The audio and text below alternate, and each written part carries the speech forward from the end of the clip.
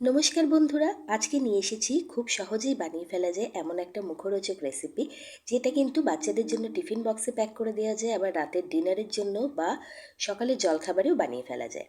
রেসিপিটা বানানোর জন্য একটা বড় পাত্রে প্রথমে নিয়ে নিয়েছি 2 থেকে 3 চামচ পরিমাণে রিফাইন্ড অয়েল। আর যতটা রিফাইন্ড অয়েল নিয়েছি তার ডবল নিয়ে নিয়েছি টক দই। এটা ঘরে পাতা টক দই। ঘরে পাতা টক দই একটু কম টক হয়, সেই রকম একটা টক দই নিতে হবে। আর বাজার থেকে কেনা টক দই আনলে কিন্তু সেক্ষেত্রে পরিমাণটা একটু কম দেবেন। এবার টক দই আর তেলটাকে আগে প্রথমে খুব ভালো মতো মিশিয়ে নিচ্ছি। মেশাতে মেশাতে দেখুন মিশ্রণটা কিন্তু খুব হালকা মতো হয়ে এসছে, একটু ফুলে উঠেছে। এবার এর মধ্যে দিয়ে দিচ্ছি অল্প একটু পরিমাণে চিনি, আর যতটা চিনি দিয়েছি তার হাফেরও কম দিয়ে দিচ্ছি নুন। চিনি আর নুনটা দেওয়ার পরে আবার এই মিশ্রণটাকে কিন্তু বেশ একটুখানির জন্য নাড়াচাড়া করে নেব, যতক্ষণ না পর্যন্ত চিনি আর নুনটা ভালো মতো ডিজলভ হয়ে যায়। সব কিছুকে খুব ভালোভাবে মিশিয়ে নেওয়ার পরে এর মধ্যে আমি অ্যাড করে দেব ময়দা। তবে ময়দাটা কিন্তু একেবারেই পুরোটা একবারে অ্যাড করা যাবে না, কারণ এই কতটা পরিমাণে ময়দা লাগবে প্রথমে কিন্তু আন্দাজ পাওয়া যাবে না। প্রথমে আমি এখানে 1 কাপ মতো ময়দা দিচ্ছি। 1 কাপ মতো ময়দা দিয়ে প্রথমে হাত লাগাবেন না, চামচ দিয়ে ময়দাটাকে মিশ্রণটার সাথে ভালোভাবে মেশাতে শুরু করব। যেহেতু আমরা এখানে ময়দার ব্যবহার করছি আর ময়দার ইলাস্টিসিটি অনেক বেশি হয়, সেই জন্যই মিশ্রণটা কিন্তু খুব তাড়াতাড়ি একটা ডো ফর্মে চলে আসবে। আটা দিলে কিন্তু সেটা অত সহজে হবে না।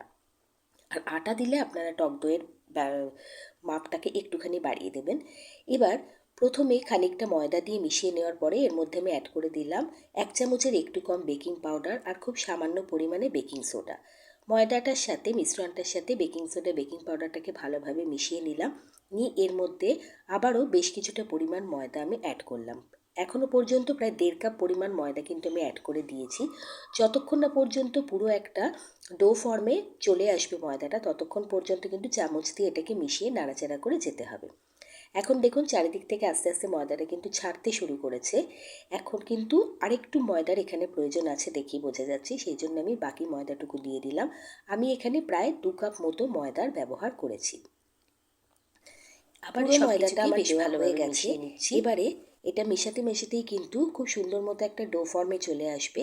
আর শেষের দিকে এসে ডোটাকে একটু পারফেক্টলি তৈরি করে নেওয়ার জন্য হাত কিন্তু লাগাতেই হবে। এখন দেখুন ময়দা সুন্দর মতো কিন্তু বাটিটাকে ছেড়ে দিচ্ছে এই ডোটা। এবার আমি চামচ দিয়ে এটাকে আর নাড়বো না, এবার হাত দিয়ে নেড়ে একটা সুন্দর মতো ডো তৈরি করে নেব, করে কিছুক্ষণের জন্য এটাকে রেস্টে রেখে দেবো। এখানে কিন্তু যে ডোটা আমরা তৈরি করছি সেটাকে কিন্তু আটা মাখার জন্য বা রুটি মাখার জন্য আমরা যেরকমভাবে একটু প্রেশার দিয়ে মাখি সেরকম করে একদমই মাখবো না। জাস্ট যে ডোটাকে একটুখানি ঘুরিয়ে ফিরিয়ে ফোল্ড করে এক জায়গায় এনে এটাকে ঢাকা চাপা দিয়ে রেখে দেবো। মাখার সময় আমার হাতে একটু চিটচিট করছিল বলে আর একটুখানি ময়দা আমি ওপর থেকে ছড়িয়ে দিয়েছি। এখন দেখুন ডোটা পুরো কমপ্লিট। চারিদিক থেকে এক জায়গায় এনে ভালো করে আমি একটু মোটা একটা কাপড় দিয়ে এটাকে ঢেকে দিচ্ছি। ঢেকে দিয়ে মিনিট 10-এর জন্য একটু গরম জায়গায় এটাকে রেখে দেবো। গরম জায়গায় বলতে আপনারা যদি গ্যাসের ওপর কোনো কাজ করছেন, গ্যাসটা গরম আছে, তো তার ওপরে বা তার পাশে এটাকে রেখে দিতে পারেন। এবার একটা ফিলিং বানাবো। ফিলিং বানানোর জন্য আমি এখানে নিয়ে নিয়েছি বেশ কিছুটা পরিমাণে ছানা। ঘরে দুধ কেটে ছানা তৈরি করে নিয়েছি। সেই ছানার মধ্যে দিয়ে দিলাম বেশ কিছুটা পরিমাণে পেঁয়াজ আর কাঁচা লঙ্কা, দিয়ে দিচ্ছি স্বাদ অনুযায়ী নুন, আর দিয়ে দেবো অল্প একটু পরিমাণে ধনেপাতা। আপনারা চাইলে এর মধ্যে কোনো রকম সবজির ব্যবহারও করতে পারেন, তবে সবজি দিলে সেক্ষেত্রে অবশ্যই যতটা সম্ভব গ্রেট করে দেওয়া সম্ভব সেইভাবে সবজিটা অ্যাড করবেন, কারণ বেলার সময় কিন্তু না হলে ফেটে সবজিগুলো বেরিয়ে আসবে। আর পেঁয়াজটাকেও খুব ঘন কুচি করে কেটে নেবেন। ফিলিংটা এখানে রেডি হয়ে গেছে। ওদিকে আমার ময়দাটাও কিন্তু মোটামুটি সেট হয়ে গেছে। মিনিট 10-এর জন্য আমি একটু গরম জায়গায় এটাকে রেখে দিয়েছিলাম। ময়দাটা মোটামুটি সেট হয়ে গেছে। এখন এটাকে হাত দিয়ে আরেকটু ভালো মতো করে ফোল্ড করে নিচ্ছি। ফোল্ড করে নেওয়ার পরে এর থেকে লেচি কেটে নেব। আর আগে আমি ওপরে একটু সামান্য তেল দিয়ে দিলাম, তাহলে কিন্তু ময়দাটা বেলার সময় খুব সুবিধা হবে। কারণ এই ময়দা মাখাটা এতটাই নরম, এটা বেলার সময় একটু কিন্তু অসুবিধা হতে পারে। তো সেক্ষেত্রে আমরা যদিও আটা দিয়ে বেলবো, তো ওপরে একটুখানি তেল আমি লাগিয়ে নিতে বলবো। তেল লাগিয়ে নিলে কিন্তু বেলার কাজটা সুবিধা হবে। এবার এর থেকে আমি লেচি কেটে নিচ্ছি। আপনি ছোট বড় যেরকম মাপে এটা বানাবেন টিফিনটা, সেই অনুযায়ী আপনি লেচি কেটে নেবেন। আমি স্ট্যান্ডার্ড সাইজের থেকে একটু বড় করে 3টে লেচি এখানে কেটে নিলাম। এবার লেচিগুলোকে বেলে নেব। তার আগে যে পনিরের ফিলিংটা বানিয়েছি সেটা লেচিগুলোর মধ্যে ভালো করে ভরে দিতে হবে। 2 হাত দিয়ে লেচিটাকে আমি একটুখানি স্প্রেড করে নিলাম, যেমন করে আমরা পুর ভরি সেরকম করে। এবার 2 থেকে 3 চামচ মতো পনিরের যে ফিলিংটা বানিয়েছি সেটা আমি এর মধ্যে দিয়ে দেবো। একটু বেশি পরিমাণে দেবেন, তাতে কিন্তু খাওয়ার সময় খুব ভালো লাগবে। তবে একেবারে চেপে চেপে দিতে যাবেন না, কারণ ময়দা মাখাটা যেহেতু নরম, বেশি চেপে দিলে পরে কিন্তু বেলার সময় আবার ফেটে পনিরটা বেরিয়ে যেতে পারে। মোটামুটি আন্দাজ করে যতটা এখানে ফিলিংটা দেওয়া যায় সেরকম করে দিয়ে আমি চারিদিক থেকে, আমি এখানে প্রায় 2.5 চামচ মতো দিয়েছি, দিয়ে চারিদিক থেকে সেল করে দিলাম ময়দাটা। এবার এটাকে বেলে নেব। যেহেতু ময়দাটা অসম্ভব নরম, আর নরম বলেই কিন্তু এটা অনেকক্ষণ পর্যন্ত তৈরি করে নেওয়ার পরেও কিন্তু নরম থাকবে, এরকম নরম নরম করেই ময়দাটাকে মাখতে হবে। এবার একটু আটা ছড়িয়ে নিয়েছি বোর্ডের ওপরে।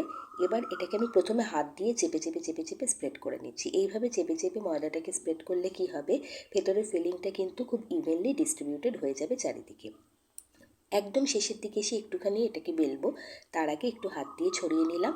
ওপরে দিয়ে দিচ্ছি একটুখানি কালো জিরে আর সামান্য একটু পরিমাণে কুচনো ধনেপাতা।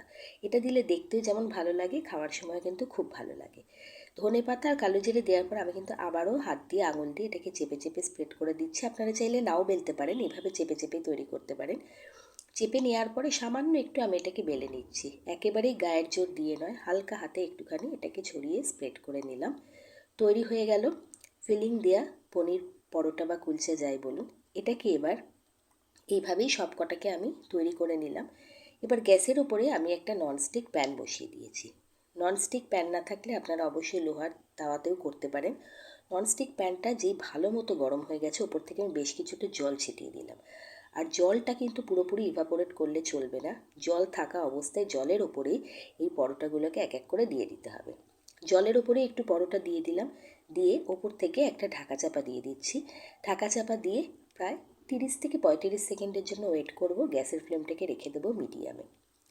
মিডিয়ামে গ্যাসের ফ্লেমটাকে রাখার পরে আপনি 30-40 সেকেন্ডের পরেই দেখবেন ওপর দিক থেকে অল্প অল্প বাবেল ওঠা শুরু হয়েছে, মানে নিচের দিক থেকে এটা কিন্তু সেঁকে গেছে। এবার খুব সাবধানে এটাকে ফ্লিপ করে দিতে হবে। এটা কিন্তু এমনি ভেঙেও যাবে না, ছিঁড়েও যাবে না। ফ্লিপ করে দেওয়ার পর নিচের দিকটাকেও আবার কিছুক্ষণের জন্য সেঁকে নিলাম। দেখুন খুব সুন্দর কিন্তু একটা রং অলরেডি এসে গেছে। এবার ওপরে কয়েক ড্রপ মাত্র তেল দিয়ে দিচ্ছি, আমি তেল দিচ্ছি, আপনারা চাইলে ঘি বাটার যে কোনো কিছু দিতে পারেন। দিয়ে একটু ভালো মতো ব্রাশ করে নিলাম, করে ওলট পালট করে একটু চেপে চেপে সেঁকে নেব। ব্যাস, এটা কিন্তু সার্ভ করার জন্য একদম রেডি হয়ে যাবে। এটা খেতে এতটাই ভালো লাগে, কোনো সাইড ডিশ এটার সাথে কিন্তু না থাকলেও চলে। এটার সাথে কিন্তু টমেটো সস, চাটনি কোনো কিছুরই প্রয়োজন পড়বে না। এটা ইটসেলফ খেতে এতটাই ভালো হয়, এটা শুধু মুখে ছিঁড়েও কিন্তু খাওয়া যায়।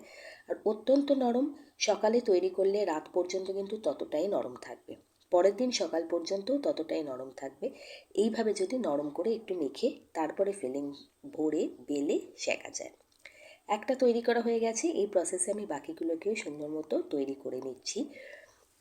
এটাকে বলতে পারেন পনির কুলচা, একটু অন্যরকম পদ্ধতিতে বানানো।